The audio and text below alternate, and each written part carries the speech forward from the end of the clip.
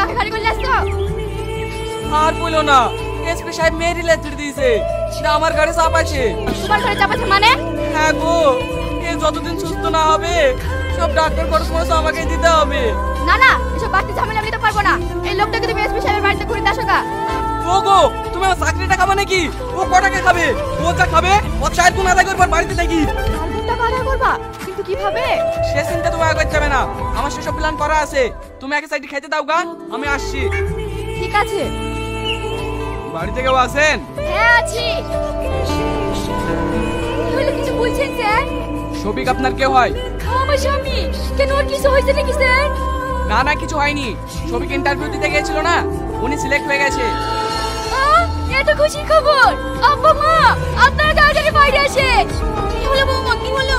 মা, আপনার ছেলে চাকরি হয়ে গেছে। হ্যাঁ, আমার ছেলে চাকরি পেয়ে গেছে? এ তো খুব